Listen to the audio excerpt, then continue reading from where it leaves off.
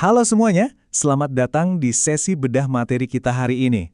Bersiaplah, karena kita bakal membongkar sebuah rahasia industri peretasan biologis alias biohack yang super aneh. Praktik ini mutlak diperlukan untuk menghasilkan rasa asam paling umum yang ada di makanan dan minuman kita sehari-hari. Kalau Anda suka melihat sains di balik hal-hal yang tampaknya sederhana, Anda pasti akan menyukai pembahasan kita kali ini. Oke, coba kita mulai dengan satu pertanyaan simpel. Waktu Anda membuka kaleng soda dingin atau makan permen yang rasanya asam, dari mana sih sebenarnya asal sensasi menyegarkan itu? Kita biasanya langsung membayangkan hamparan kebun lemon yang luas atau perasan jeruk segar. Tapi ilusi itu sepertinya harus kita patahkan hari ini. Asal mula sebenarnya dari asam sitrat, yaitu bahan utama pembuat rasa asam tersebut, sangat jauh dari apa yang selama ini Anda bayangkan. Coba bayangkan angka ini, 350.000. Saat ini, lebih dari 350.000 ton asam sitrat diproduksi di seluruh dunia setiap tahunnya. Angka yang luar biasa masif kan? Dan tebak apa? Semua itu secara eksklusif diproduksi melalui proses fermentasi. Ini adalah skala industri raksasa yang sudah sepenuhnya menggantikan metode pertanian jeruk tradisional. Dengan kata lain, kita sekarang benar-benar mengandalkan makhluk hidup mikroskopis untuk memuaskan selera kita. Masuk ke bagian pertama, dari lemon menuju laboratorium. Mari kita lihat bagaimana transisinya. Kalau kita telusuri sejarahnya, perubahannya ini benar-benar drastis. Asam sitrat pertama kali ditemukan pada buah lemon oleh seorang ahli kimia bernama Scheele di tahun 1784. Tapi, semuanya berubah total di tahun 1917 ketika Curie mulai menyelidiki cara memproduksinya menggunakan jamur. Lanjut ke tahun 1933, dari 10.400 ton yang diproduksi dunia saat itu, mayoritas sudah beralih ke metode fermentasi. Dan puncaknya, di tahun 1968, paten pertama muncul untuk produksi asam sitrat dari minyak bumi. Evolusi yang sangat cepat dan radikal, bukan? Lanjut ke bagian kedua. Mari kita berkenalan dengan Aspergillus niger, sang pabrik mikroba andalan kita. Jadi, perkenalkan, Aspergillus niger. Pada dasarnya, ini cuma spesies jamur kapang atau jamur hitam biasa yang mungkin sering kita hindari. Tapi di tangan para ilmuwan, galur atau strain tertentu dari jamur ini benar-benar direkrut untuk menjadi pabrik kimia mikroskopis yang sangat efisien. Ini dia organisme utama di dunia yang mampu menumpuk asam sitrat dalam jumlah gila-gilaan saat kita butuhkan. Nah, yang paling menarik adalah cara para ilmuwan menemukannya. Mereka nggak cuma mengambil sembarang jamur dari alam. Mereka benar-benar berburu mutan terbaik dari galur Aspergillus niger ini dengan mencari zona asam berwarna gelap yang mengelilingi koloninya di atas alas bernutrisi. Semakin lebar area gelapnya, semakin produktif jamur tersebut. Ibaratnya ini adalah seleksi alam yang dipercepat khusus untuk tujuan industri. Di bagian ketiga ini, kita akan melihat bagaimana cara meretas lingkungan hidup si jamur. Ini dia resep stres utamanya. Untuk memaksa jamur ini memproduksi asam sitrat, kita harus menempatkannya di kondisi yang super ekstrim. Bayangkan, kita mencekoki mereka dengan karbohidrat atau gula dalam jumlah masif, lalu menjatuhkan tingkat pH-nya sampai di bawah angka 2, memompa oksigen bertekanan tinggi, dan yang paling krusial, membuat mereka sangat kelaparan akan logam jejak.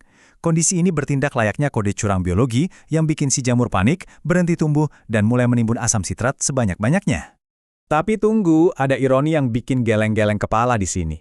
Sumber gula industri yang murah seperti molase biasanya penuh dengan kotoran logam berat. Jadi untuk mendapatkan asam kelas makanan yang murni, ilmuwan malah harus menambahkan bahan-bahan yang secara intuisi terdengar berbahaya, seperti heksasianoferat atau alkohol tingkat rendah. Tujuannya murni untuk mengikat dan menetralisir kontaminasi logam dari gula mentah tadi, supaya stres buatan yang kita ciptakan nggak gagal total.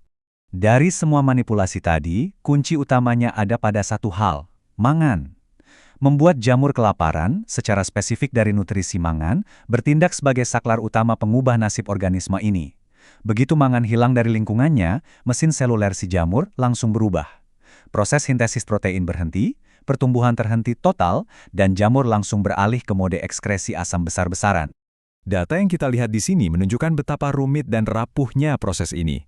Terlalu banyak zat besi misalnya, bisa bikin hasil panen asam sitrat anjlok drastis. Tapi anehnya, menambahkan tembaga secara berlawanan dengan logika ternyata bisa menetralisir kontaminasi zat besi tersebut. Ini benar-benar permainan keseimbangan nutrisi yang super presisi di dalam tangki fermentasi raksasa. Oke, sekarang di bagian keempat, mari kita intip langsung ke dalam mesin selulernya. Kalau kita lihat ke dalam selnya, asupan glukosa yang masif tadi ibarat bahan bakar roket.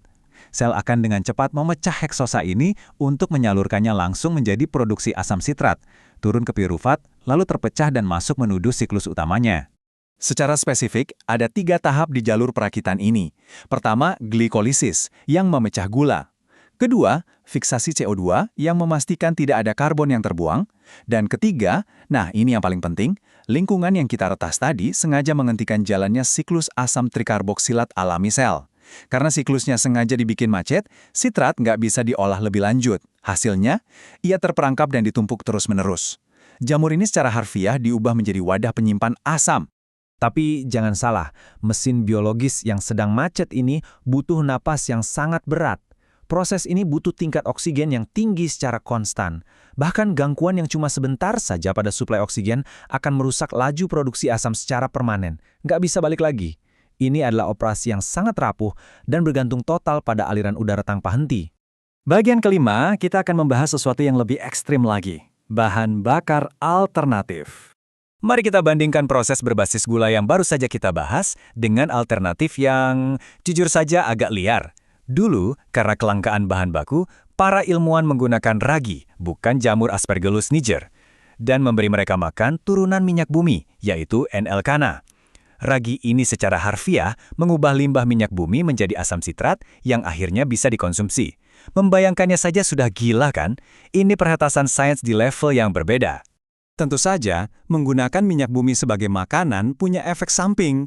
Proses ini sering banget menghasilkan produk sampingan yang nggak kita mau, yang disebut isositrat. Untuk membereskan masalah baru ini, para ilmuwan harus melakukan peretasan tambahan seperti memasukkan inhibitor enzim fluoroasetat ke dalam tangki, murni cuma untuk memastikan produk akhir asamnya tetap murni. Pada akhirnya, para ahli menyimpulkan satu hal yang sangat penting. Meskipun kita memproduksi ratusan ribu ton setiap tahun, industri fermentasi ini sebenarnya masih merupakan sebuah seni yang rapuh dan sangat kacau. Kita sedang berusaha menjinakkan organisme hidup. Kesalahan sekecil apapun pada suhu, kadar logam, atau oksigen bisa langsung merusak seluruh proses bernilai jutaan dolar ini. Sebuah perjalanan biokimia yang benar-benar liar, bukan? Jadi, sebagai penutup untuk sesi bedah materi kita hari ini, lain kali Anda membuka permen yang kenyal atau meminum soda dengan rasa sitrus yang kuat dan mengecap sensasi asam di lidah Anda, tanyakan pada diri sendiri, apakah saya sedang merasakan sari buah lemon segar atau saya sebenarnya sedang menikmati karya luar biasa dari jamur yang dibuat stres? Pikirkanlah itu. Terima kasih sudah bergabung dan sampai jumpa di pembahasan kita berikutnya.